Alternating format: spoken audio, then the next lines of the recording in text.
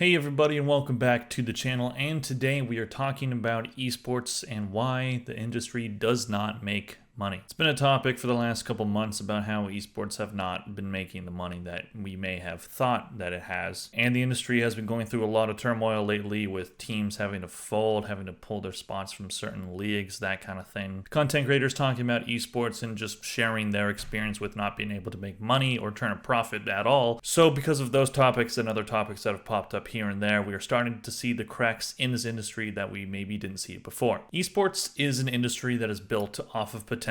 People think one day this will be matching regular sports in both revenue and popularity. And that's kind of been a sentiment that has been passed around the esports scene for years. I don't really know if this industry is ever going to get there. Esports is an extremely flawed industry. I have loved esports for a long time. I started my venture into esports with Smash 4. I would go to local tournaments for Smash for Wii U and have a blast just playing Smash Bros, which was, one of the worst Smash Bros that came out, but it was a lot of fun at the time. And it showed me that this is something that can bring people together, something that can be really fun. But after looking into esports and watching it for a while, I'm not seeing that same potential that I did back then. So why is it like this? Why are we talking about this today? What is the issues? Can we pinpoint it? That's what we're here to talk about. So to truly understand why esports is in such turmoil right now, we have to compare it to regular sports. Now, one thing that people have to keep in mind when thinking about the potential of esports and, can it ever get to the point that regular sports is at? Regular sports have been around for a very long time. Most of the major North American leagues have been around for 100 plus years. Regular sports have had a lot more time to grow, and esports just hasn't had that yet. And also because of the accessibility of esports versus regular sports, it's a lot different and it's a lot harder to get into competitive gaming than it is sports. With soccer, all you need is a ball, and then you can start playing with your friends, and then maybe you can play for a team, and then if you're good enough, you can start playing professionally. Same with football, same with hockey. Hockey, you need a bunch of equipment, so that's a little bit different. That's one of the problems with hockey. I'm a big hockey fan, so I'm going to be using the comparison of hockey a lot in this video. But basketball, all you need is a ball and a hoop. With gaming, you at minimum need a $500 plus machine, either console or, if you want to go even more expensive, a PC. And then you have to get the extra equipment for that, so extra controllers and all that. And then you have to play online and get really good at that. And then if you want to compete locally, you have to find tournaments in your area, which might not always be an option. So then you have to commute to different towns and all this stuff. It's not as easily it still is easily accessible. Gaming is a huge industry. It's bigger than movies right now, and it's bigger than music. It's huge. But esports isn't. So looking at regular sports revenue sources, this is where the differences start to crop up. So regular sports makes money through ticket sales, merch, broadcasting, and sponsors. Those are kind of the four main ones. There are more than that, but that's the main gist of it. Ticket sales through, people coming to games, coming to the arena, paying however much money for a ticket, and that is usually the main revenue source for leagues. That's why the pandemic hit the sports leagues so hard, because their main source of revenue, people being at the games, being at the arena, that was gone. And merchandising can be pretty hit or miss. You have to make sure you have a good jersey. You have to make sure, people are going to want to buy it, that it's accessible, that kind of thing. But football, basketball, baseball, all of those kind of have their merchandising down, and they know how to make a successful product. Hockey, iffy on it, but they still do a decent job. And broadcasting, this is a major moneymaker for every big league, especially in North America, especially worldwide. Sponsors is also a huge one. These leagues, teams, players, they get sponsorship deals that make them millions upon millions of dollars, and it's because people are coming to the games, and the advertisers want people to see their stuff, either on the jerseys, the helmets, the shoes. There's so much advertising to be had in regular sports. Like you see NASCAR and F1, those cars are covered with advertisements. And that's because advertisers see the value in it. If their logo is right front and center of one sport's huge historic moment, it's ingrained into the history, it's ingrained into the sport, and that can be really valuable to advertisers. And esports, they do have sponsorship deals, but it's not the same. So in pretty much all of the major North American leagues, each league has a revenue split. Teams either share revenue between one team, say one team is really struggling financially.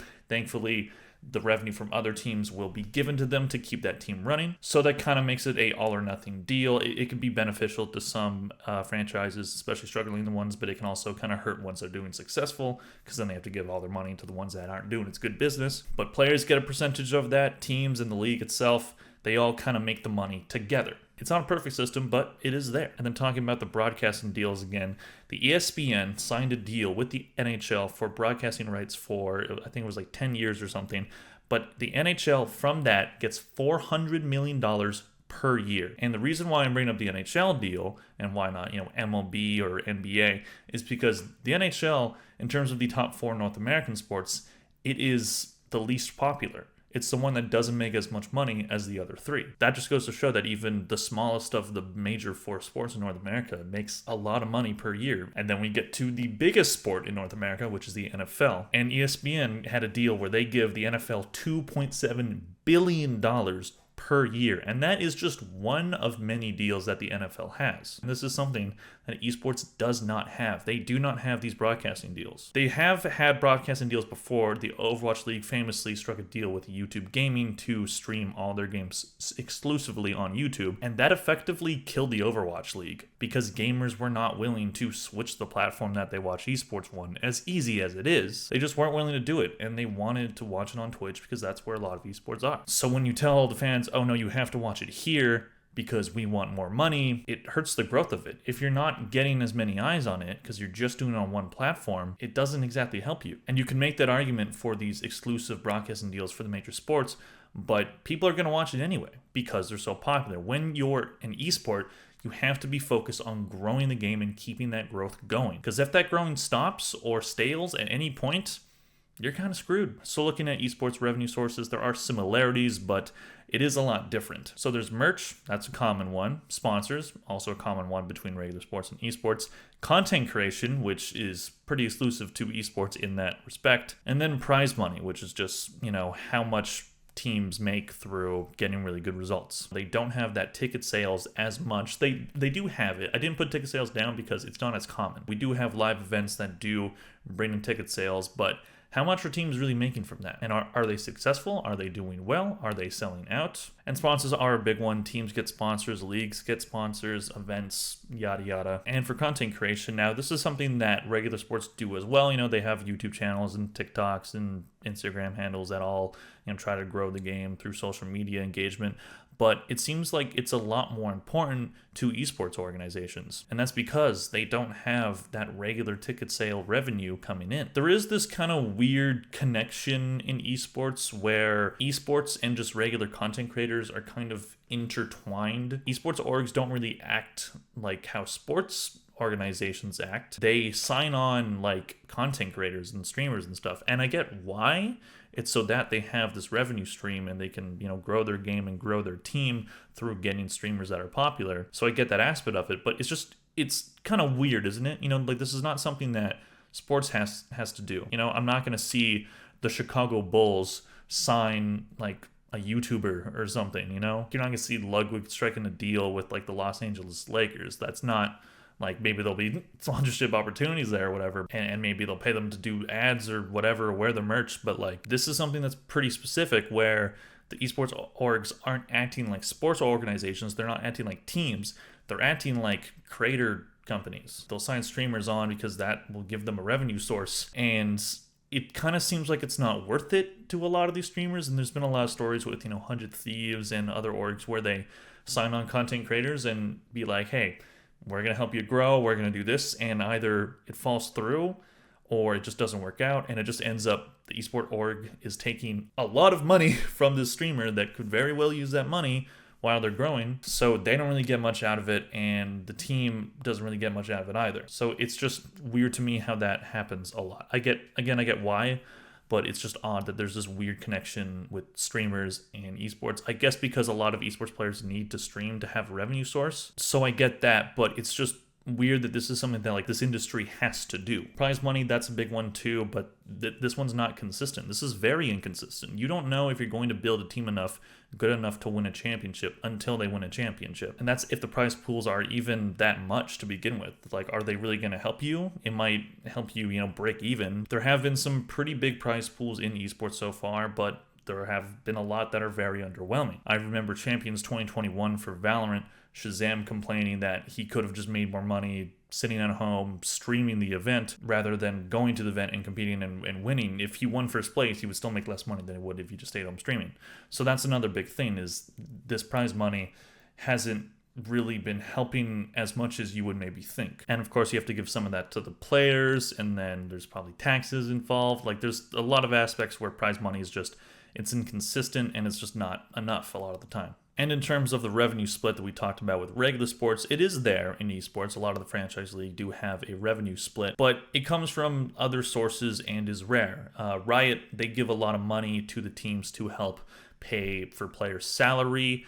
They give them like deliverables and goals to be like, hey, if you make this amount of content, if you grow our game by doing this or whatever, then we'll give you more money. So there's that kind of thing. I tried to Google it and I couldn't find if the VCT teams are making money from the ticket sales. I'm sure they are. I'm sure there is a kind of revenue split from there. But is it a small percentage? Is it a big percentage? We don't really know. And again, it's not something that is consistent. The VCT, which is like the most recent example of a franchise league, there's 9 games per team, at least this year, and then playoffs, and then an international tournament. So where is all that money going? Is it going to Riot? I know Riot does give money back to the teams, as I mentioned earlier. And one thing that is a very consistent topic on esports is a lack of return on investment. Players get paid to play, they get paid a certain salary, but are they bringing that amount of money back into the company? Especially in sports, in competitive play of any kind. If you're signing a player to a certain amount of money, you would hope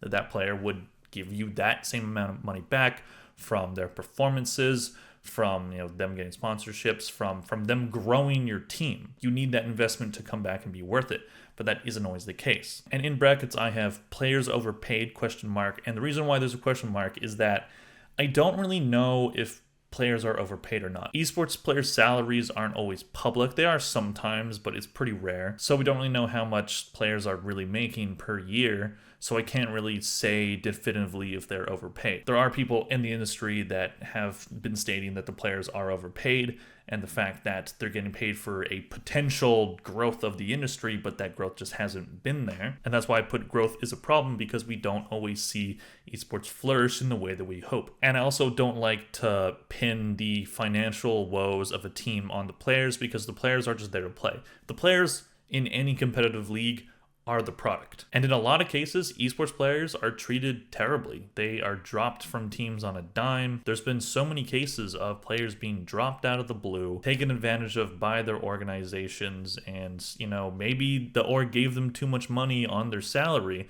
but that's not really the player's fault. It's not the player's fault that the esports companies don't know how to value their own signings. So I don't really like the narrative that it's like the player's fault that they're sometimes overpaid. I'm sure there are many that are overpaid and many that are underpaid, but that's how sports works as well. There's many sports players that are overpaid. It happens all the time in all the 4 major leagues in North America, so it's nothing new. The issue with esports is that esports doesn't have consistent revenue coming in. So if you have a player that is paid maybe $100,000 a year, is that team making $100,000 back from that player? Probably not. So that's where I think the main issue lies, not in the players, but in the teams making really bad evaluations of their product. And continuing the growth is a problem aspect of it, there's a lack of longevity in esports. Games have a shelf life, and updates can ruin competitive play. As I said before, regular sports have been around for a very, very long time. Video games are still very new. But one thing that we've seen is that regular sports,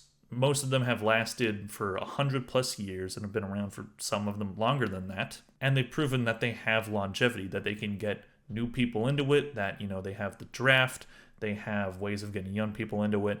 There's a consistent flow and a consistent interest in it. Video games don't have that, just in general. There are very, very few games that have success in esports, but end up staying around for more than 3 years of being popular. We have had exceptions to that. We've had CSGO be popular for a very long time. We've had League of Legends be around for 10+ years at this point and has been very successful. But how can this industry grow if a game comes out, peaks in popularity 2 or 3 years later, and then it's just a slow decline after that? If there's just a slow decline, then we're not going up all the time. League hasn't always grown a lot. It's had its ups and downs. Same with CSGO. CSGO recently reached a new player peak after the announcement of CS2. And CS2 will bring in new fans and rejuvenate the community and will absolutely grow the game. But eventually we're going to have to get a new Counter-Strike after CS2 if we want to keep the esport popular. Because CSGO has been a long time and a lot of people ended up leaving for Valorant. Granted, CSGO is still in a much more popular position than Valorant. Valorant, I don't think, has everyone matched that. And that's why sequels are necessary. You know, we've seen Overwatch.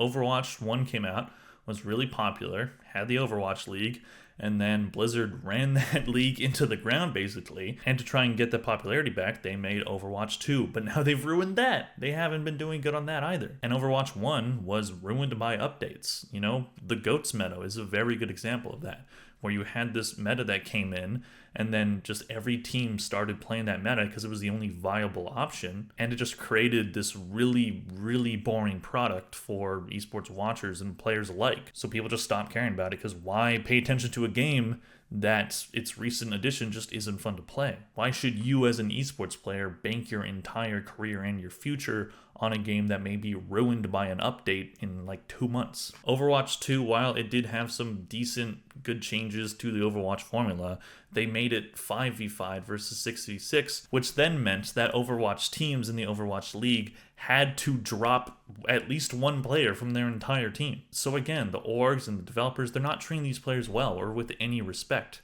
And a lot of this can be summed up in the fact that esports has a lack of structure. There is no centralized league for esports. There are leagues, but they're usually just for one game. You know, we do have orgs like the ESL, which does have multiple games in it, such as, you know, Counter-Strike, and they do fighting games and all this stuff. But that's not really a franchise league. It's more of just this is an organization that will take your game and organize tournaments for it. There's also PGL, and there's other stuff that goes on, but there's not really a centralized games will be a part of this one league, and we will run the esports side of it. The developers do whatever, but this organization will run the esports side of it, and that's that. One very clear aspect of this is that developers, they're not sports companies. They're not. They don't know how to run sports. They make games. They don't make sports. They don't do competition. They make video games. That's what they know how to do. That's what they're good at. They're not good at running sports leagues. And that's where franchising comes in. It's been very hit or miss so far. There was a lot of pushback when Riot announced the VCT franchise league, and I understood why. Esports has this very kind of homegrown, grassroots type vibe to it, where things are very open-ended. Any team can come out of nowhere and do really well in CSGO.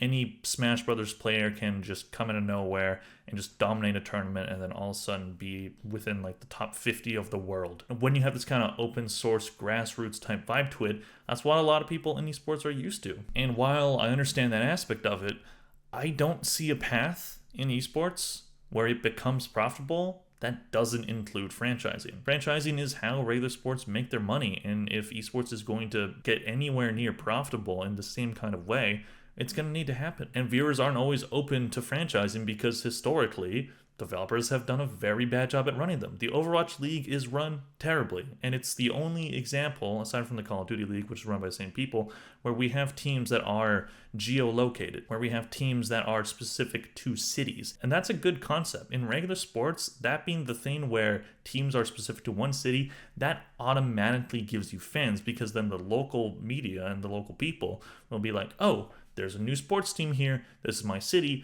I'm going to cheer for them if I start caring about this sport. Esports doesn't have that. If you want your favorite team, you're going to have to watch tournaments and watch all the stuff and then just try to figure it out as you go along. It's not super hard to pick one, but when you have these geolocated teams, you already have a built-in fan base. You just go to whichever one is closest to you, basically. And esports doesn't always have that. It does have it in the Overwatch League, and it has had some success here and there, but it has kind of worked against them because it means a lot of teams that are, across in Europe, they have insane amounts of travel schedule to just be able to play the game. And then Overwatch League teams will play in arenas, and that sounds really cool, but are you really going to sell out like a 20,000 seat arena for a regular season Overwatch game?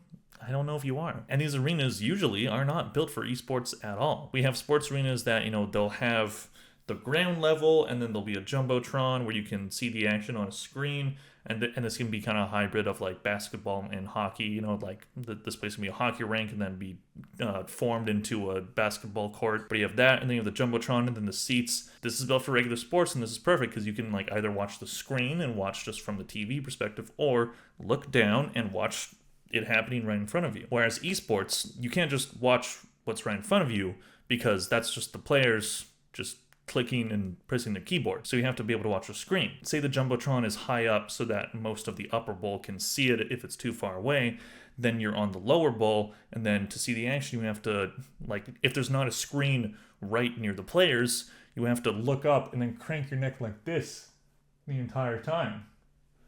Oh wow, how exciting. And this has been a problem at some live events of esports. Worlds 2022 had this problem. Ludwig talked about it, where he bought like an entire box for people and it was in lower bowl, and they couldn't see the screen, so they had to watch it in like a different room. The fact that that happened is crazy to me. Like, we don't have arenas, at least not very many, that are specific to esports, that are built for this kind of competition. And as a league, are you really going to invest in money to build an arena that is suitable for it? I don't know if you are. Or you pay millions in production costs to be able to terraform an arena to fit esports. And you have to make sure that the players can't see the screen because that's cheating. And then you have to make sure that the fans can see it without having to crank their necks.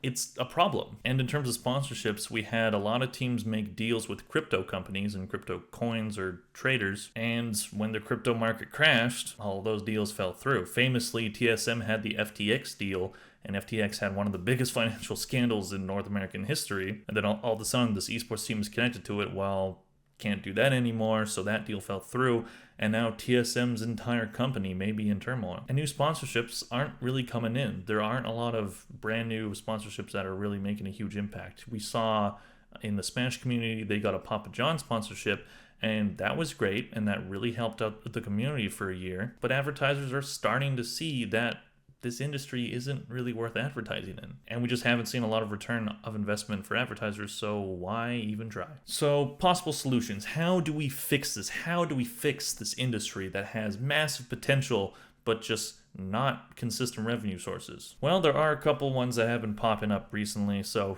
creator-owned teams is one of them. Creator-owned teams, as in teams that are owned by streamers or YouTubers, these have started to become a little bit more common, especially with Moist Esports, which is owned by Ludwig and Charlie Moist Critical. And Disguised Toast has a team. 100 Thieves was the very first creator team, with Nadeshot being the one creating that one. And then there's Koi, which is run by eBay, and then there's Carmine Corp, which is run by other streamers. I don't know the name, but they're French. And Ludwig seems to think that these creator-owned teams are the future of esports, and a lot of people are agreeing with him. And Ludwig seems to think that these creator-owned teams are the future of esports and the future of how this industry can make money. Disguised Toast tweeted out, "How do esports orgs actually make money?" This was after he started his Valorant team, and Ludwig replied with, "Could be feasible if you, 1, package yourself and your team to sponsors, 2, create new products that you own and the team is a vehicle to promote, 3, develop an insane roster and let a tier 1 team buy it out." That's a pretty common one. That's a lot of tier 2 orgs, make their money. And then someone replied to that tweet saying, "To your first point, I'm pretty sure Charlie has admitted that Moist Esports hemorrhages money and doesn't actually make money.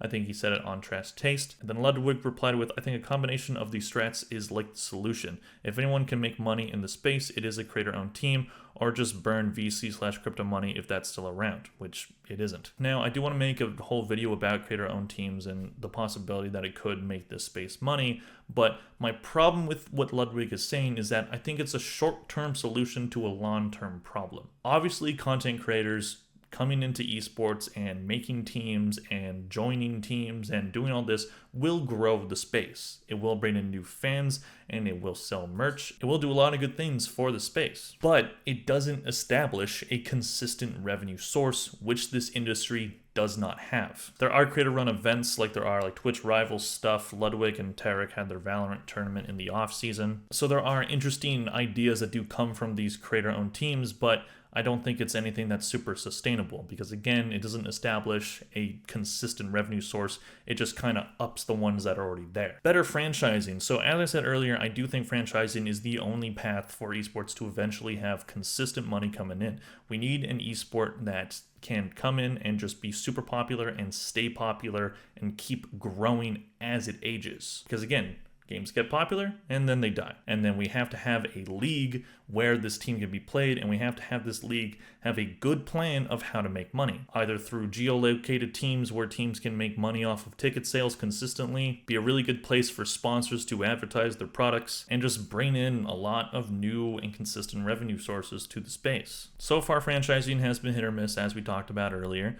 I do think Riot, out of the companies that are doing franchise league, does the best job at it, which isn't saying much. Riot has their own problems with both the VCT and the LCS and all the league ones. And while they don't have these geolocated teams, they do have these kind of hubs for each league that is in each region. In the VCT, for example, in the Americas region, all the games are played in LA. For the Pacific, Seoul. For EMEA, they're all played in Berlin, I believe. And that's a good way to get butts in seats and to get people coming to games consistently, getting season ticket holders, getting people buying jerseys, all this stuff. So we need more of that, but to a bigger scale. And esports right now is not big enough to have a lot of these geolocated leagues like the Overwatch League tried to do. I think it was just a little bit too early for that, because now all of a sudden we have just a lack of return on investment because butts are not coming in seats as much as you would hope. And then you're spending all this money on renting out arenas and all this stuff. Whereas Riot, they just have one centralized arena that they own, and then the teams play there. So we need more of that, but we need more of that to a bigger scale. And then eventually, I think we can see more of these geolocated teams,